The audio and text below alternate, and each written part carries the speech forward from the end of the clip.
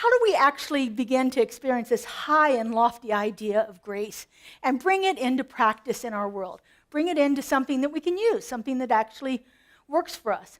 My philosophy of spirituality is if it isn't practical, it's no good. I don't talk in theory. Theory is great for me to begin to catch a glimpse of it, but if I can't make it work in my life, then it doesn't do me any good, which is one of the reasons I like all of these different practical things, like creating altars like we did the first week of the month. That's something tangible, it's something I can see and something I can feel, and it does something to me. Last week, Clay T was talking about knowing that you're experiencing grace when your skin tingles. When your skin tingles, whenever you get those chills, you know you've experienced grace in some way or another. Well, generally, sometimes you get the chills when it's something else. But hearing a song like David just sang, Nearer Than the Air, I'm sitting over here crying because I'm experiencing the grace of it. I return, coming back to that center, experiencing those kind of things, gives you goosebumps and chills. My arms are all, the hair is all standing up on my arms. I know I'm in the presence of grace in those moments. That to me is a tangible way of experiencing grace in action. When I read a passage that speaks to me in such a way that I'm forever changed by it. A short passage from the Bible that might do that, or another spiritual text like be still and know. And then sitting with that, and what does that mean? Something about it has triggered something in me, and it's given me a little bit of chills. The hair on the back of my neck is raised up, or I've got goosebumps on my arms. I don't know why, so I have to sit with it and figure that out and find out what the grace is in those little passages that's really sparking something for me. So if we go back to what our founder says about the word grace, in the beginning of this month I gave you this definition. Ernest Holmes says that grace is the givingness of life, and it is given automatically. Spirit is always looking for a place to pour itself out into expression, and it does so through grace, and it does it automatically. You don't have to do anything to earn grace. You just have to be open to receiving it. But grace is more than just a concept. Grace is actually something that will transform life. It is more than just a feeling. It's more than just the goosebumps I get or the raised hair on the back of my neck. It is something that is actually palpable and will transform lives in ways that we can't even begin to imagine. Different things like gratitude is a way of experiencing grace. When we are in that attitude of gratitude and we are so happy for something, we are experiencing grace in all of our different spiritual aspects and so forth. That's one of the transformative energies of grace, is gratitude itself. Compassion is a transformative energy of grace. Being a place of peace, being centered in yourself, is a transformative energy of grace. But to become an energy, to let this energy come out from within us, we have to actually first go within. We actually have to turn within into ourselves to actually begin to see where grace is possible in our lives. And to become centers of grace, we must first look within always. This journey always begins with self-awareness, like what's going on inside of me? Why am I being triggered by whatever is happening around me? We're always invited to see ourselves fully in the experience and to accept our strengths and our weaknesses in that experience. To not shy away from the things that are a challenge in our lives, not to sugarcoat them, not to be Pollyanna-ish about them, but to actually look at them and say, okay, this is disturbing me for some reason. And as we do that, we become self-aware of what's actually going on inside of us. And to get to that place where we can accept both of our strengths and our shortcomings. Because when we get to become self-aware, we see where we're falling short of our expectations. We see where we could have done better in a situation. We also see where we are shining forth and where we are showing our strengths to the situation, bringing truth to any situation that we come into. Again, grace is not earned. It is given freely. And we must always offer ourselves grace too. We have to give it to ourselves as freely as Spirit gives it to us. Allow a place inside of us for grace to come through. And it does, again, compassion, patience, forgiveness. That's how we offer grace to ourselves. And that's how we offer grace to others, through compassion, patience, forgiveness. Offer it to ourselves before we can offer it to anyone else. You know that you've all heard those sayings on the airplane, put the mask on yourself first. You got to take care of yourself before you can help anybody else.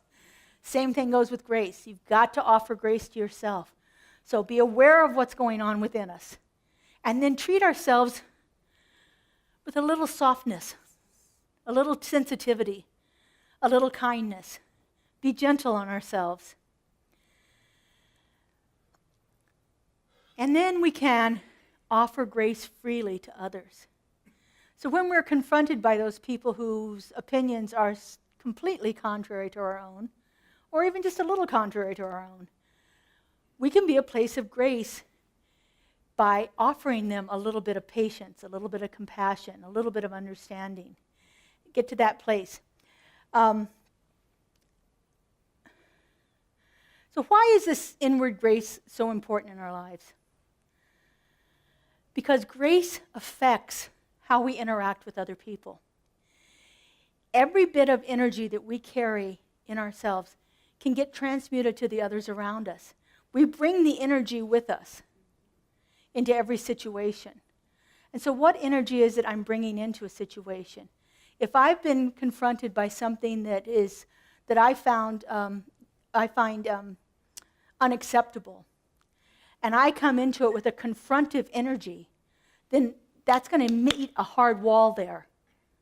But if I come into it with a place of softening, with a place of questioning, with a place of trying to understand, then the barrier is thinner, and the energy can pass back and forth more easily.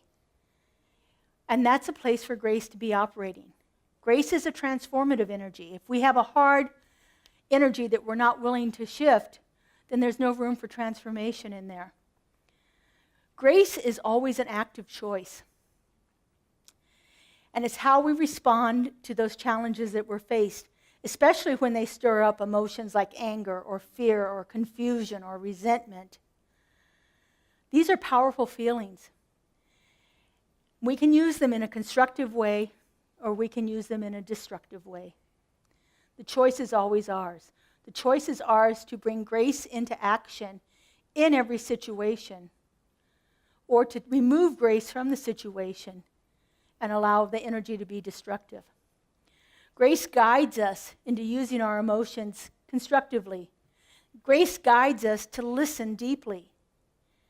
Grace guides us to come to a place of wanting to understand as opposed to wanting to reject or resist or oppose an opinion. I love that line from a poem. You can rarely hate a fellow when you know him very well. And if you take a moment to ask questions about a situation instead of automatically making an assumption based on your opinions, my own opinions. If I come to a situation where I have a certain opinion about something, and my opinion's right, and that's all there is to it, and someone else has an opposing opinion, there's no place for grace to operate there. But if I can soften myself just a little bit enough to ask a question, like, why is that so important to you? What does that mean for you? How is that showing up in your life? How would you like things to be different? There's an opening there in those kind of questions that isn't there when I come to it with my own understanding. Grace allows us to listen with compassion and to respond thoughtfully. But grace can only be attained by inner silence. This is from Joel Goldsmith's book, The Art of Meditation. Grace can only be attained by a state of inner silence, a state of inner awareness and receptivity. Therefore, it's necessary for us to prepare ourselves for the experience of receiving that grace. This is the whole purpose of meditation, to prepare ourselves to receive the grace. Spirit gives the grace unconditionally, constantly, without judgment. It is constantly pouring itself forth as grace. Are we still enough to hear it? Are we still enough to let it penetrate our barriers? Are we still enough to let it come into our preconceived ideas and thoughts about how a situation should be? Or are we putting up our barriers and being resistant? Again, grace is an active choice. It's how we respond when we're faced with challenges. How we respond when things are going well doesn't really tell us much. But how we respond when things are challenging, that gives us a load of information about how we are dealing with the world and how much we are willing to let grace be that transformative energy. So how do we put grace into action? How do we actually do that, practicing grace in action? Well, the first thing we do is to see with compassionate eyes, to soften ourselves, to not see things as black and white, as this is the way it is and it can't be any other way. If they think differently than I am, then they must be wrong, because obviously I must be right, because that's the way I'm thinking. So if I can soften that point of view in some way, even if it's just a little bit of a way, it's like I'm not totally believing what they're saying is right, but I'm open to finding out more about it, about why it is so important to them. Right now, it's very easy to see people that disagree with us as other. I was very, very surprised to see that more than half the country thought otherly than I did about things. And so, as I look at that, and I can look at that from that point of view of what in the world is wrong with these people? Why can't they understand this? Or I can look at it as like, what's going on here? What fear has been triggered that has people believing this way? Where have we touched people that think like me? Where have we touched something in them that has made them respond this way? And this doesn't matter which side of the coin you're on. Both sides are having these same experiences. How can people think like that? How can people respond like that? But if we can start to look at the situation through compassionate eyes, softening ourselves to the wounding that is there, then there's a place for grace to operate. Now, compassion does not mean condoning, but it means seeking to understand. I don't think I could get to the place where I would think the other people are right, necessarily, but I can get to a place where I can understand their point of view. I can understand where they're coming from. I can understand what fear is operating in the situation that has caused people to think the way they're thinking. But if I'm sitting back and I'm responding to a wounded part of me, then there's no place for grace there. I was going to pull this picture out and put it on the screen, but I actually find it so objectionable I can't. But on the day after the election at the university, or Texas State University, two men stood in the middle of the quad there, the center part of the campus, with these horrid signs. And one of the signs said, "Women are property." And I found it so unbelievably objectionable that I had to actually turn off my computer, move away from it, go out onto my patio, and sit in the beauty that was out there and find a place of solace within myself.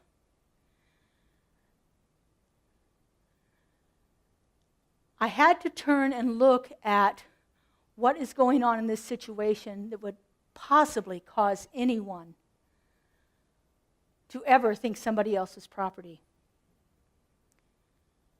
Now, we have a long history of that in our country. And so we have a lot of healing to do around it. Truly thought we had moved beyond that in 2024. But it's still, remnants of it are still showing their heads. And so my opportunity in this situation is to see with compassionate eyes, to see where I can be a place where grace can move through. That doesn't mean I want these people in my life. It doesn't mean I will ever support their right to say that. But it does mean I can open up myself to being a place of questioning. What is the fear that is back of a statement like that? What is the anger that has triggered people to want to say things like that? To be a place of grace means to see things with compassionate eyes. And then to listen with an open heart. As long as my heart is closed off, I will never hear the other person's point of view. I will never, ever open up enough in myself to allow grace to act in my life or in the situation. So listening with an open heart. Listen while others express themselves, especially when they express their pain or their frustration. Grace can be a listening presence in those situations. Back in when the Reconciliation Commission was going on in South Africa after the end of apartheid, Desmond Tutu, who organized it, was talking about the importance of giving people a place to tell their story and to have others listen to it, not respond. It's not about having it validated or justified or somebody else thinking how horrible it is. It's about telling the story. Because there's a power in being able to speak your story to someone who listens with an open heart. And when you listen with that open heart, healing can happen. It can happen within ourselves. It can happen within the person telling the story. Because grace is present there. Deep listening is a powerful, powerful act of grace. Deep, authentic listening. Open up and listen to someone as they tell their story. In doing so, we create a space within us where healing can begin. Not just for those people that need the healing, but also within ourselves. Because we wouldn't be having a reaction to it if there wasn't triggering something in us. Listening with grace doesn't mean we agree. And it doesn't mean that we condone what's being said. But it does mean that we are allowing people to be heard, to be acknowledged, and to be respected. And those are all very key things that can help put grace in action in our lives. And then the last thing is responding from love and not fear. Fear is our natural response. When we're faced with something that we don't know or we don't understand, our natural response is to be fearful of it. But when we respond from a place of fear, we create more division, we create more stress, and often we create more pain. Grace teaches us to respond from love. And love brings about a calmness, a clarity, and it can make a connection between us when we're coming at it from love. And so this idea of grace in action encourages us to pause, take a breath, and choose to respond from our highest values. I value love.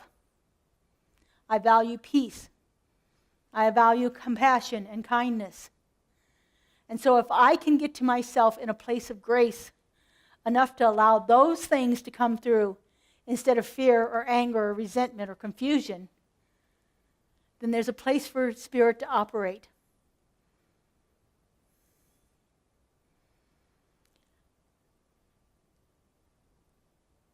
Response from love might look like being silent for a few moments and just absorbing what's said. It might look like offering a word of kindness, even when we disagree with what they're saying. And it certainly looks like being gentle with ourselves as we navigate this journey, dealing with confrontation and confusion.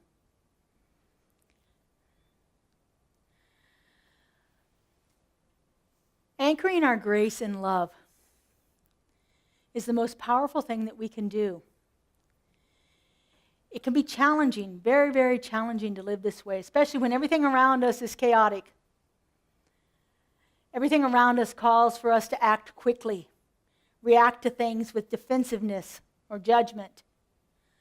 But when we anchor ourselves in something larger than ourselves, in spirit, in God, in divine love, in the infinite intelligence, then that flows through us into all things. We become that conduit through which spirit flows. I return to the place of my transformation. We come back to knowing the truth of who we are.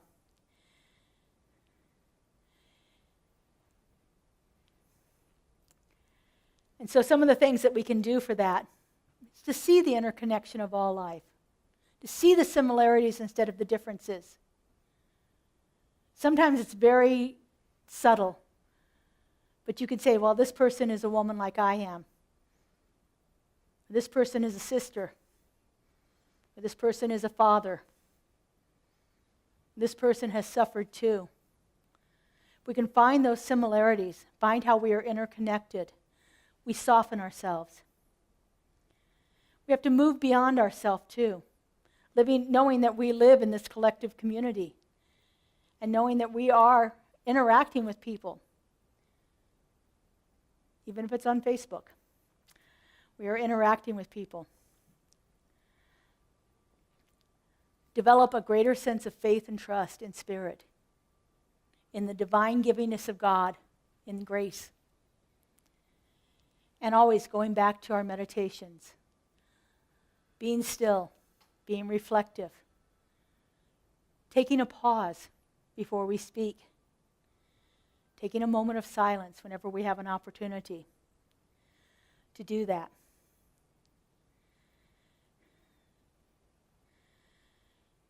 Being in grace in action is about the small choices we make. Grace is constantly there, and we can exhibit it through all of our little interactions, through something as simple as holding a door for someone else, smiling at somebody. All of the little actions that we do allow us to be in grace.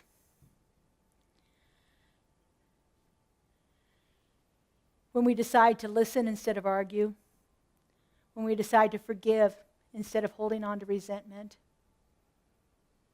when we offer kindness instead of indifference, we are being grace in action.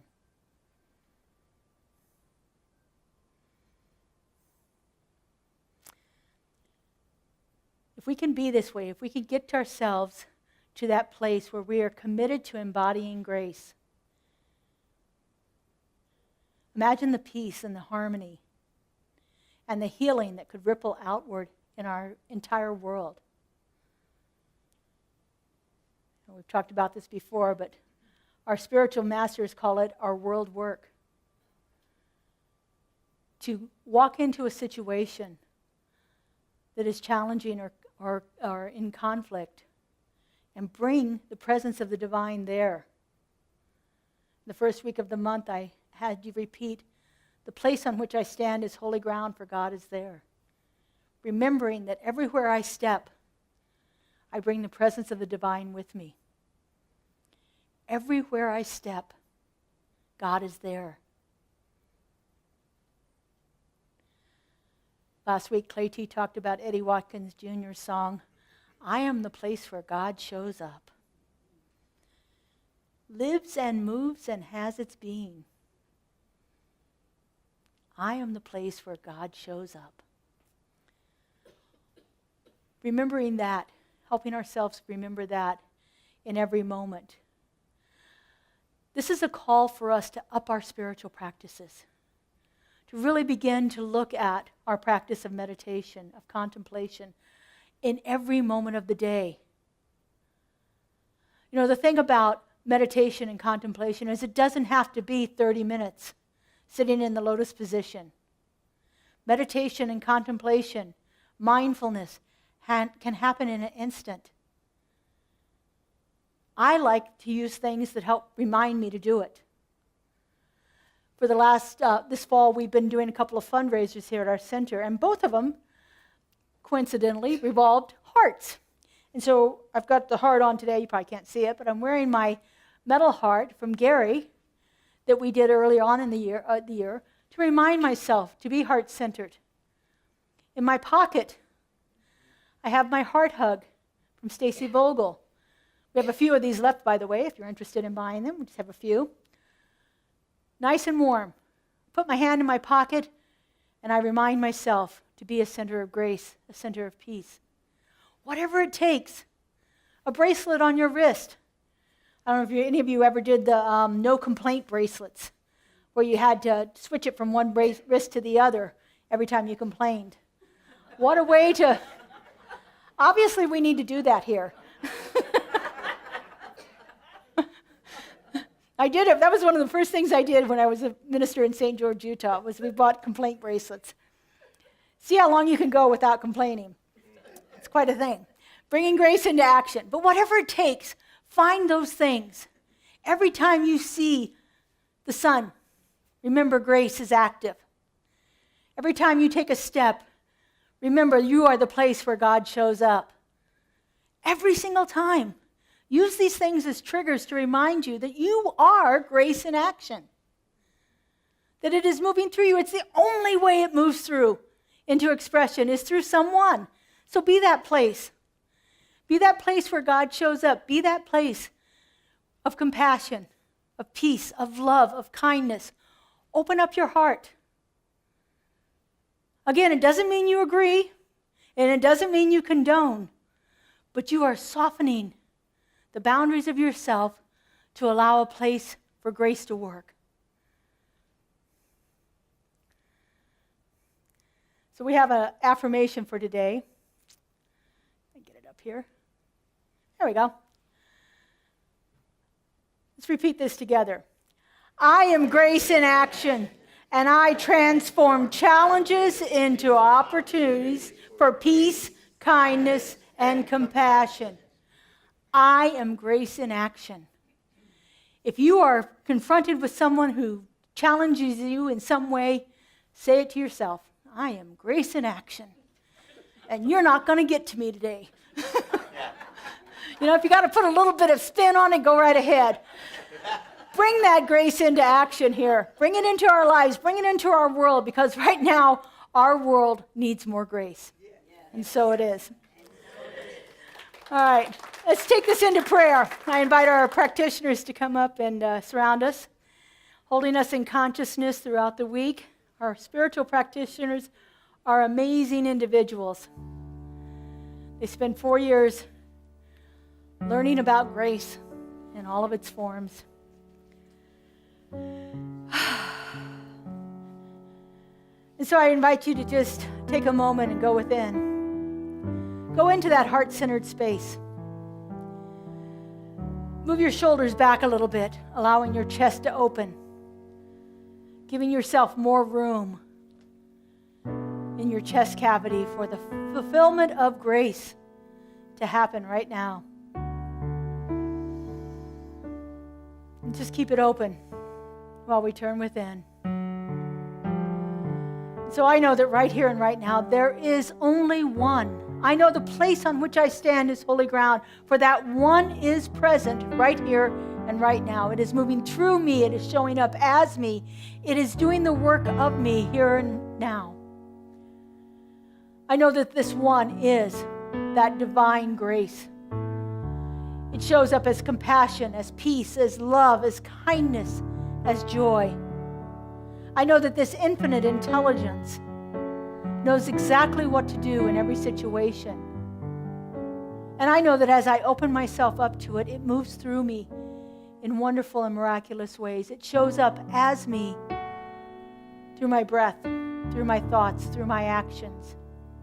And as I know it is happening to me, I know it is happening to each one of us, for we are all that place of holy ground where the Spirit indwells us.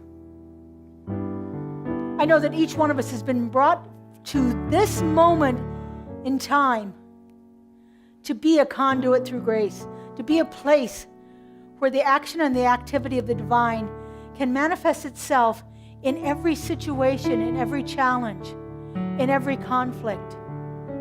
I know that this is our world work, to bring grace into every situation. And I know that we are fully and perfectly capable of doing that. For each one of us is endowed with that love, that integrity, that wholeness, that passion and purpose of the divine, and that it is simply looking for a way to express itself through us. And I just give great thanks for the willingness of each person to be here, to hear this word, and to do this work. For I know that each one of us is transformed by it, and our world in turn is transformed by us. And so I release this word into the law, into that creative mind of spirit that knows no lack or limitation. I just simply let it go and I let it be. And together we say, and so it is.